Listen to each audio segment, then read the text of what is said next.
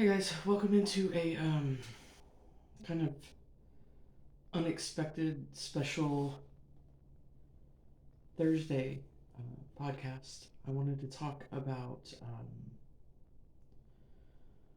staying centered during war times, and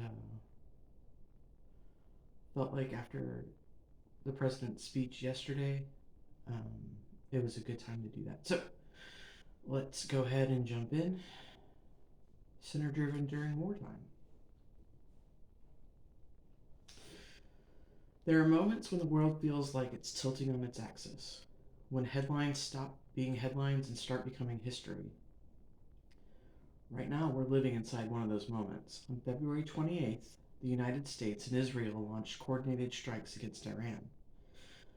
The first wave killed their supreme leader. Within hours, the region was on fire. Retaliatory missiles, burning naval bases, closed shipping lanes, a level of escalation that analysts had warned about for decades. This isn't a distant conflict, it's a global shockwave. Oil markets are spiking, governments are scrambling, and millions of people across the region are bracing for what comes next. And for the rest of us, watching from afar, trying to make sense of it, there's a different kind of impact. A psychological one, an emotional one, a spiritual one. Because when the world is at war, even if you're not on the battlefield, you feel the tremor. You feel it in your chest. You feel it in your nervous system. You feel it in the way that your mind tries to sprint ahead into like fear, prediction, helplessness. And just last night, President Trump gave a primetime address from the White House. He called the war nearing completion. He said Iran's military and leadership had been decimated. He promised gas prices would come down soon. And he said the U.S. would finish the very job very, very fast. But he also said this: we're going to hit them extremely hard over the next 2 to 3 weeks. We're going to bring them back to the Stone Ages where they belong. He threatened to bomb Iran's electric generating plants. He claimed regime change wasn't the goal, but said it happened anyway, and he also insisted Iran had weapons nobody believed they had. Even though his own intelligence director told Congress last month that Iran's nuclear program had already been dismantled. This wasn't just a military update, it was rhetorical escalation. And for those of us trying to stay emotionally regulated, especially those with family in the military, this kind of messaging can feel destabilizing. So again, we came back to the question, how do we stay centered in a moment like this?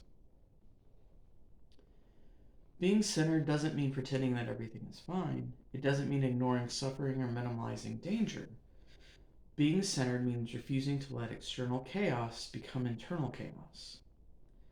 It means holding on to your inner alignment even when the world is misaligned. It means remembering that clarity is a form of power. And here's something I want to name because it's been sitting heavy on my chest. There's a lot of rhetoric right now suggesting that this war is about removing anti American leadership and how Iran has been chanting death to America, death to the US forever. And that by killing Iran's supreme leader, the US and Israel have somehow changed the ideological posture of that region. But if you understand how Iran's system works, that logic it doesn't really hold. Because the supreme leader isn't chosen by the people, he's chosen by an assembly of experts, an 88-member clerical body, and those members are pre-screened by the Guardian Council for ideological loyalty. So it's not a democratic process and it's not a reformist process. It's a system designed to preserve the same ideology even when the figurehead changes. So when we say we've removed anti-American sentiment by removing the supreme leader, we're ignoring the system that replaces him. And that's cause for concern. Because depending on how the assembly interprets this moment, the next leader could be just as hardline or even more so. And here's the deeper truth: when you destroy infrastructure, when you kill a nation's most powerful figure, when you escalate conflict without addressing the system that replaces it, you don't eliminate anti American sentiment. You risk amplifying it. So, what can we control? We can control our intake of the news, our pacing, our nervous system, our emotional posture, and our response. We can choose when to check the news, how much information we absorb, who we talk to about it, what we do to make ourselves feel grounded, and what stories we tell ourselves about what's happening. We can't control the headlines. We can't control the missiles. We can't control the succession plan and process in Iran. We can't control the rhetoric, but we can control our orientation. We can choose to stay aligned with our values. We can choose to stay emotionally regulated. And we can choose to stay informed without being consumed. And sometimes that means doing something simple, something small that helps us hold up the line. For me, one of those things is this. When I see a video online that's clearly war propaganda, a speech, a clip, a moment designed to stir emotion and justify escalation, I don't argue, I don't attack it, I just leave one comment. This is propaganda speech. It's not to fight anyone, not to shame anyone, but to name it, to mark it for someone else who might be wondering if it is or not, to create a little clarity in a space that's designed to confuse. Because clarity is a form of power. And sometimes clarity looks like a quiet comment under a loud video. Personally, I have family in the US military right now. And one of the most practical ways I stay centered is a simple fast check in, a quick message that says, I'm okay. The first thing I did when I saw how Iran was retaliating was reached out.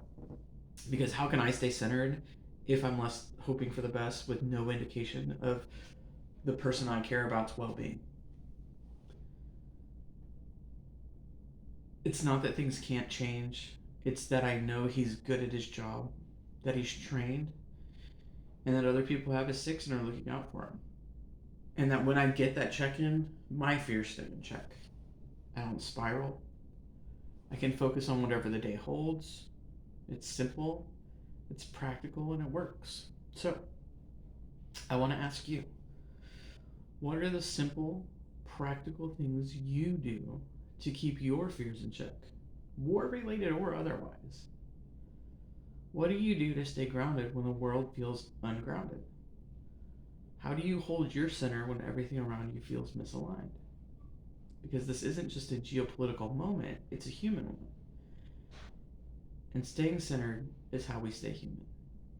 And that's it. I'm not here to say whether I think it's right or wrong.